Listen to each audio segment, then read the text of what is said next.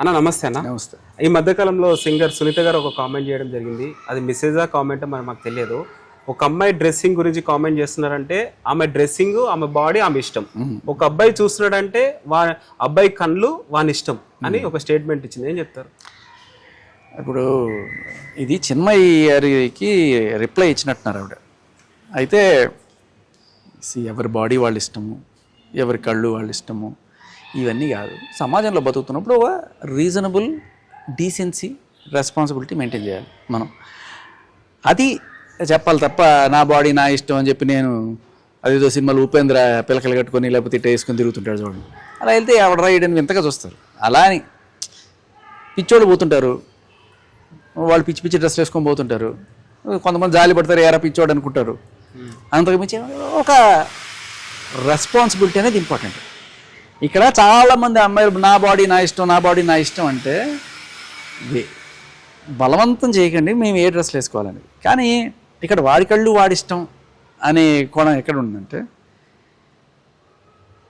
ఈ ఫ్రీడమ్ ఏదైతే ఉందో, స్వేచ్ఛ, ఇష్టం వచ్చిన బట్టలు నువ్వు వేసుకోవచ్చు. ఇది ఆడవాళ్ళకి ఉందా? మగాళ్ళు కూడా వేసుకోవచ్చా చెప్పు? అదే మగాళ్ళు కూడా వేసుకోవచ్చా? వేసుకోవచ్చు. ఇష్టం వచ్చిన బట్టలు వేసుకోవచ్చా? ఉందనుకుంటున్నావు నీకు ఫ్రీడము? లేదు, కొంచెం లిమిట్ ఉంటుంది. ఆడవాళ్ళకున్నంత ఫ్రీడమ్ మనకు లేదంటావా? లేదు, లిమిట్ ఉంది. అవునా? ఏం మనకెందుకు లేదు ఫ్రీడమ్?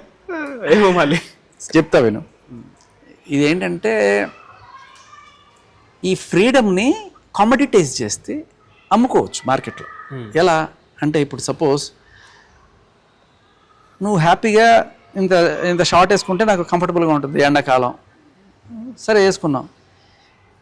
దీనివల్ల ఎవరికి నష్టం లేదు, ఎవరికి లాభం లేదు. నా కంఫర్ట్ కోసం నేను వేసుకున్నా అంటే దట్ డజంట్ మ్యాటర్ ఎనీథింగ్. కానీ ఇలా ఇంత పొట్టి బట్టలు వేసుకొని తొడలు చూపించుకుంటూ ఉండడం వల్ల నలుగురు కళ్ళు నా మీద పడుతున్నాయి. సరే అది కూడా పట్టండి. ఇది ఫోటో తీసి ఇన్స్టాగ్రామ్లో పెట్టుకొని దాని మీద ఒక 1000 లైకులు, 1,00,000 లైకులు, 100 కామెంట్లు, దీని నుంచి నేను ఏదైనా డబ్బులు సంపాదించుకుందాం అనుకుంటే అది ఫ్రీడమ్ కాదు, అమ్ముకోవడం. ఫ్రీడమ్ వేరు, ఈ ఫ్రీడమ్ ముసుగులో వ్యాపారం చేయడం వేరు. అర్థమైందా మీకు?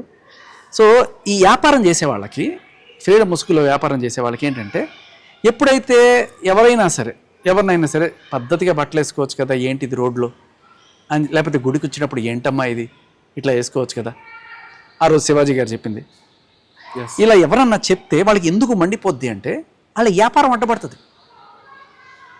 ఇప్పుడు ఏంటంటే ఇది $1 మిలియన్ బిజినెస్ కదా.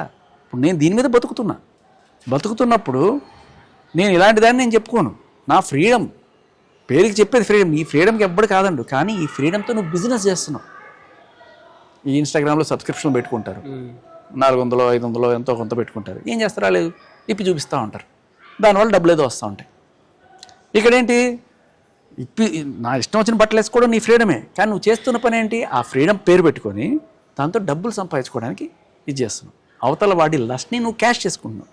మళ్ళీ ఏమంటారు, ఈ మగాళ్ళంతా కామ పిశాచులు, వాళ్ళ కళ్ళు అలాంటివి, కళ్ళు గురించి చెప్తున్నారు కదా. వాడి చూపులు వాడి ఇష్టం, వాడి చూపులు అలా తిప్పితేనే, వాడి చూపులు అక్కడ పడితేనే నీకు డబ్బులు, వాడి చూపులు అలా పడకపోతే నీకు డబ్బు లేవు. బయటికి ఏం చెప్తారు, చిచ్చి ఈ మగాళ్ళందరూ ఇంతే, కానీ వాళ్ళకి కావాల్సింది ఏంటి? వాళ్ళు చూడడం, వాళ్ళు చూస్తేనే వీళ్ళకి డబ్బులు వస్తాయి. నిజంగా ఎవరికి ఏ అభ్యంతరం లేదు ఎవరి ఇష్టం వచ్చిన బట్టలు వాళ్ళు వేసుకోవడం. కానీ దీన్ని కమర్షియలైజ్ చేసే వాళ్ళ మీద కామోడిటైజ్ చేసి ఒక వ్యాపార వస్తువులాగా శరీరాన్ని మార్చుకుంటే అసహ్యంగా ఉంటుంది. సో అది ప్రాబ్లం. సో వాడి కళ్ళు వాడి ఇష్టం అన్నప్పుడు, అంటే వాడు చూడాలి అని కోరుకుంటున్నారు. వాడు చూస్తేనే మనకి లైకులు, వాడు చూస్తేనే మనకి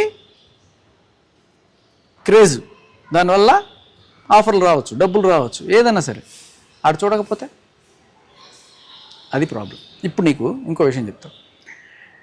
నిజంగానే ఫ్రీడమ్ ఉంటే ఎవడు చెప్తున్నాడు ఈ బట్టలు వేసుకోవాలి, ఈ బట్టలు వేసుకోకూడదు అని చెప్పి? ఎక్కడైనా రూల్ ఉందా?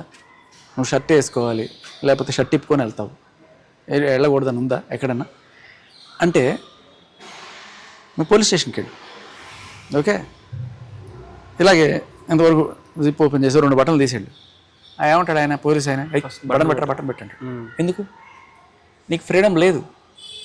నీకు అలా ఇక్కడ దాకా చూపించుకున్న ఫ్రీడమ్ లేదు. అదే ఎవరన్నా సరే లేడీస్ ఇక్కడ దాకా ఇలా వేసుకొని ఒక అదేదో కట్టో గిట్టో అనుకుంటూ ఎంబ్రాయిడరీ చేసుకొని ఇక్కడ బొక్కలు పెట్టుకొని ఇక్కడ బొక్క పెట్టుకొని వాళ్ళు అలా వెళ్తే అది ఎంపవర్మెంట్ అన్నది. అంటే వాళ్ళ ఫ్రీడమ్గా మనం గుర్తించాలి. ఇది మగాడికి రౌడీజము లేకపోతే ఏదో ఎరా అని చెప్పి వాడిని అంటారు. సరే, పోలీస్ స్టేషన్ రూల్స్ పక్కన పెట్టద్దు. ఇంకెక్కడ పెడతారు రూల్స్? సమాజంలో ఎక్కడ ఏం చెప్పరు, కానీ చెప్పే చోటు ఇంకోటి ఉంది. రోజుకు నువ్వు ఎక్కువసేపు ఎక్కడ పని చేస్తావు? ఆఫీస్లోనే ఉంటావు. అదే మెయిన్. నువ్వు బయటికి ఆఫీస్కి బయలుదేరి వెళ్తావు, ఆఫీస్ నుంచి బయలుదేరి వస్తావు. ఇంట్లో నువ్వు ఏం లుంగి కట్టుపట్టుకున్నా ఎవరికి లేదు. అదే కదా మెయిన్. నీకు తెలుసా, ఏ రోజైనా సరే మన ఇంత పెద్ద హైదరాబాద్లో ఎంఎన్సీస్ కార్పొరేట్ కల్చర్లో ఎవడన్నా మగాడు స్లీవ్లెస్ వేసుకురావడం నువ్వు చూసావా? లేదు. వేసుకొస్తే ఏమవుతుందో తెలుసా? హెచ్ఆర్ వెంటనే స్ట్రిక్ట్ యాక్షన్ ఉంటుంది. మీరు మగాడు స్లీవ్లెస్ వేసుకోవడానికి లేదు, తెలుసా మీకు? ఫార్మల్ ఎక్కువ ఇంపార్టెంట్. అసలు మగాళ్ళు ఇక్కడ వేసుకోవాలి. ఇది హెచ్ఆర్ రూల్ ఎంఎన్సీస్లో. ఆడవాళ్ళు స్లీవ్లెస్ వేసుకుంటున్నారు కదా, నేను కూడా వేసుకుంటా అంటే కుదరదు. వాళ్ళకి ఆ ఫ్రీడమ్ ఉంది. హెచ్ఆర్లో ఆడపిల్లలు స్లీవ్లెస్ వేసుకుని వెళ్ళచ్చు. అర్థమైందా? ఇక్కడ దాకా ఎంతవరకు పెట్టుకోవచ్చు. దానికి కూడా రూల్స్ ఉన్నాయి హెచ్ఆర్ బుక్లో. అది మగాడు ఇక్కడ దాకా వేసాడు అనుకో, you should cover up. So ఇది ఒకటే కాదు, ఆడవాళ్ళు స్కర్ట్స్ వేసుకుని వెళ్ళచ్చు మోకాళ్ళ దాకా. ఇప్పుడు చాలామంది చెప్తుంటారు మేము ఇక్కడ దాకా వేసుకెళ్తాం తోడలు కనిపించేటని. ఎంఎన్సీస్లో మోకాళ్ళ దాకా అనేది లిమిట్. మన హైదరాబాద్లో మోకాళ్ళ పైన వేసుకోకూడదు, మోకాళ్ళు లేకపోతే దానికన్నా కొంచెం కింద వేసుకోకూడదు. ఏ మగాడైనా సరే కనీసం నేను మోకాళ్ళ దాకా షార్ట్ వేసుకొని వస్తా, తీసి అవతల పడేస్తాను. ఈ ఫ్రీడమ్ అనేది నిజం చెప్పాలంటే మగాళ్ళకి లేదు, ఆడవాళ్ళకు ఉంది. ఇంకా వాళ్ళే ఏడుస్తూ ఉంటారు, అయ్యో నా బాడీ నా చాయిస్ నా బాడీ. ఎవడు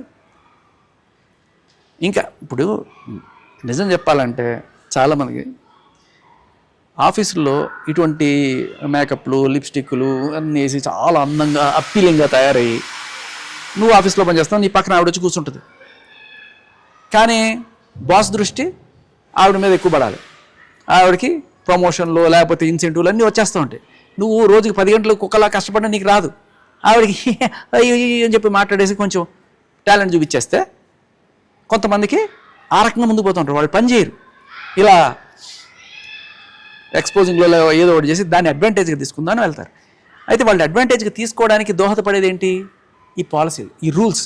ఆడవాళ్ళు ఇక్కడ దాకా వేసుకోవచ్చు, ఆడవాళ్ళు ఇక్కడ దాకా వేసుకోవచ్చు అనే రూల్స్ ఏవైతే ఉన్నాయో వాటి వల్ల వాళ్ళు అడ్వాంటేజ్ తీసుకోరు. మరి ఇదే రూల్స్ మగాడు వేసుకొస్తే ఎందుకు ఒప్పుకోట్లా? నిజం చెప్పాలంటే ఇక్కడ అరవాల్సింది ఎవరు? ఫ్రీడమ్ లేనిది ఎవరికి? మగాడికి. ఏ మగాడు ఎవరినైనా అడగండి, మీరు అడగండి మీ హెచ్ఆర్ని, ఆ అమ్మాయి స్లీవ్లెస్ వేసుకొచ్చింది కదా నేను కూడా స్లీవ్లెస్ వేసుకొని వస్తాను మేడం. ఇది మా అఫ్రంలో జరిగింది. మీకు మా